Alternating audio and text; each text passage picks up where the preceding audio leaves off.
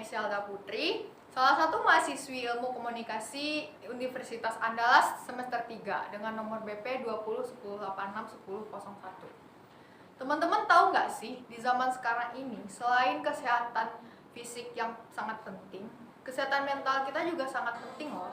Kayak ada pepatah yang bilang nih, mens sana in corpore sano. Dalam tubuh yang sehat terdapat jiwa yang kuat. Sebelumnya teman-teman tahu nggak sih kesehatan mental yang baik itu apa? Kesehatan mental yang baik itu adalah ketika jiwa kita atau batin kita dalam keadaan normal, tentram, dan tenang sehingga kita dapat melakukan aktivitas dan menikmati kehidupan sehari-hari kita. Nah, apabila ada gangguan kesehatan pada mental kita, maka itu juga berpengaruh terhadap kehidupan kita dalam sehari-hari. Contohnya seperti kita kurang fokus, kita mudah menangis karena hal-hal kecil, kita juga mudah emosi. Nah, hal-hal yang mengganggu kesehatan mental kita itu juga dapat memacu stres, depresi, bahkan yang paling parah juga sampai bunuh diri. Menurut survei yang dilakukan oleh WHO, ada sekitar 20% remaja dan anak-anak di dunia ini yang terkena gangguan kesehatan mental. Ada lebih dari sekitar 800.000 remaja di dunia ini yang mengakhiri hidup mereka dengan cara bunuh diri karena gangguan kesehatan mental tersebut. Dan rata-rata usia mereka itu dari 15 sampai 29 tahun. Aku pernah baca di beberapa platform media sosial yang entah itu di comment sectionnya, entah itu di postingannya, dan saya sendiri pernah mendengar langsung pandangan atau pendapat masyarakat sekitar itu mengenai kesehatan mental atau mental health atau mental illness. Mereka itu, masyarakat Indonesia terutama, itu masih tabu, masih menjadi hal yang tabu menurut mereka ini, kesehatan mental ini. Mereka menganggap orang yang mengalami gangguan kesehatan mental itu orang yang sakit jiwa atau kerasukan setan. Karena stigma masyarakat Indonesia yang seperti itu, akhirnya para penderita gangguan kesehatan mental ini memutuskan untuk memendam sendiri masalah mereka. Mereka tuh nggak mau buat cerita, nggak mau buat sekedar curhat gitu loh. Apalagi terutama sama teman-temannya, karena mereka tuh takut teman-temannya tuh bakal nganggap dia gila atau ya apa sih lo kok kayak ngaku-ngaku depresi gitu. Sebelum kita lebih jauh nih tentang kesehatan mental itu apa, kita juga perlu tahu hal apa aja sih yang dapat ganggu kesehatan mental kita itu. Ada beberapa faktor yang dapat mengganggu kesehatan mental seseorang. Aku bagi menjadi dua faktor. Pertama faktor biologis, yang kedua faktor psikologis. Faktor biologis itu bisa didapat dari racun kimia dalam otak ataupun dari genetik. Contohnya itu kayak bipolar.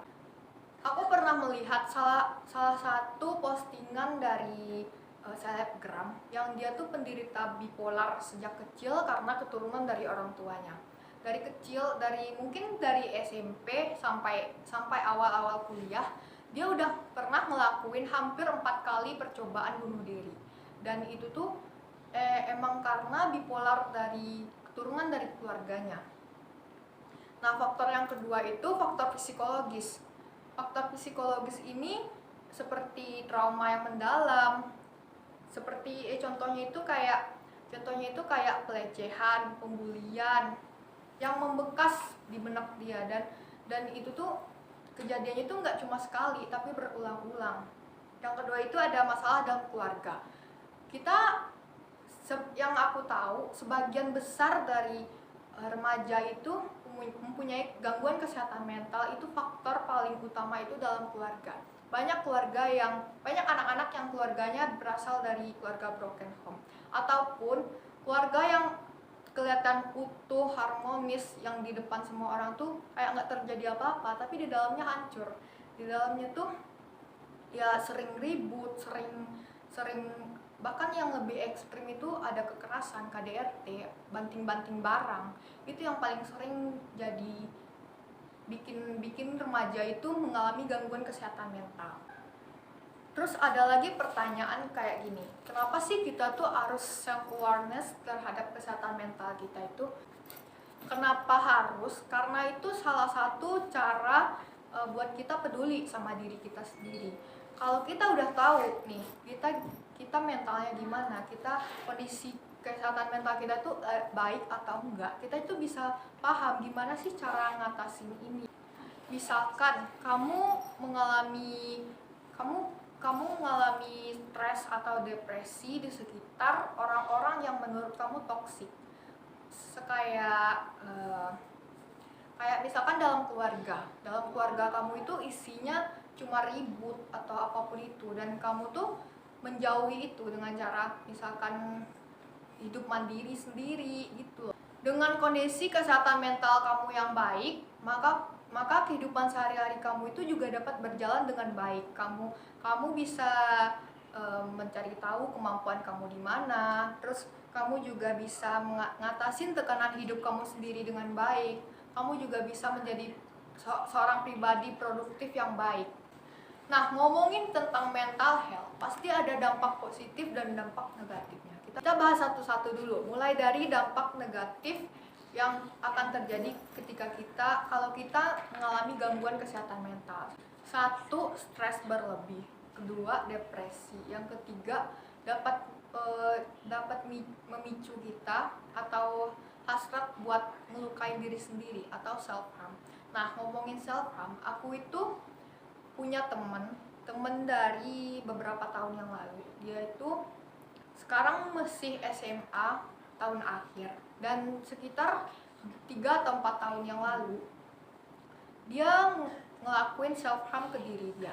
Kayak biasanya yang dia lakuin, yang dia ceritain itu dia cutting silet tangannya sendiri karena dia mendapatkan pembulian. Dia mengalami pembulian di sekolah karena bentuk tubuhnya yang mungkin menurut orang-orang atau temennya itu nggak sesuai sama teman-temannya yang lain. Dia itu menurut mereka itu lebih berisi dari teman yang lain. Padahal untuk ukuran masih seusia remaja seperti itu, jadi menjadi hal yang wajar karena itu tuh masih dalam usia masa pubertas mereka kan. Jadi mereka teman-temannya itu ngebully dia dan terus nekan dia buat ngurusin badan. Dan karena pembulian fisik itu yang nyebabin dia jadi kesehatan mentalnya itu terganggu. Bukan cuma karena pembulian juga, tapi keluarga dia tuh juga bermasalah. Ada satu masalah yang benar-benar bikin dia hancur gitu. Jadi dia ngelakuin self harm atau melukain dirinya sendiri. Nah, yang keempat itu ada ujung-ujung dari semua stres, depresi, self harm. Kalau dia masih merasa tertekan dalam dirinya, maka nggak menutup kemungkinan buat dia ngakhirin hidupnya sendiri dengan cara bunuh diri. Itu beberapa dampak negatif yang diakibatkan jika kesehatan mental seseorang itu terganggu. Nah, ada juga nih dampak positif yang bisa didapat kalau kesehatan mental kita itu terjaga. 1. Dapat membantu kita menghadapi tantangan hidup. Kalau misalkan orang lain mikirnya ini berat nih, hidup gue berat nih, tapi kalau misalkan kesehatan mental kita aman, maka kita tuh bisa ngejalanin itu semua dengan tenang, dengan gini ya solusinya, ya udah gue gini, nggak perlu panik gitu. Yang kedua, dapat membantu kamu memiliki pandangan yang baik. Artinya itu kayak kamu tuh nggak bakal overthinkingin sesuatu hal yang bahkan itu pun belum terjadi. Yang ketiga, membuat kita memiliki kesehatan fisik yang baik. Contohnya, orang yang terkena gangguan kesehatan mental itu pasti bakal ngalamin yang namanya stres, depresi.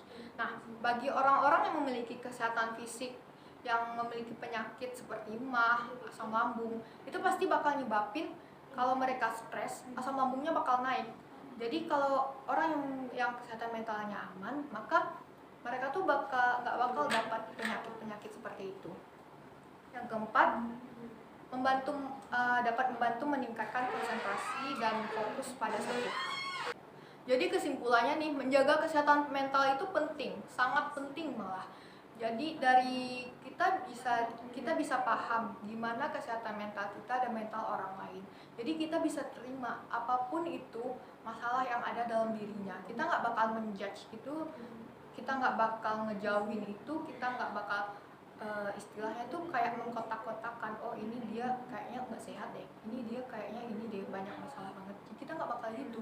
Dan juga kita tuh bakal ngerti apa sih yang mereka rasain. Kalau aku gini, mereka bakal ngerasain ini nggak ya? Kalau misalkan aku ketawain, mereka bakal sakit hati nggak ya? Mereka bakal nangis nggak ya? Jadi kita tuh juga bakal makin ngerti apa yang mereka rasain, dan kita juga bisa apa sih yang bisa gue lakuin buat ngebantu dia.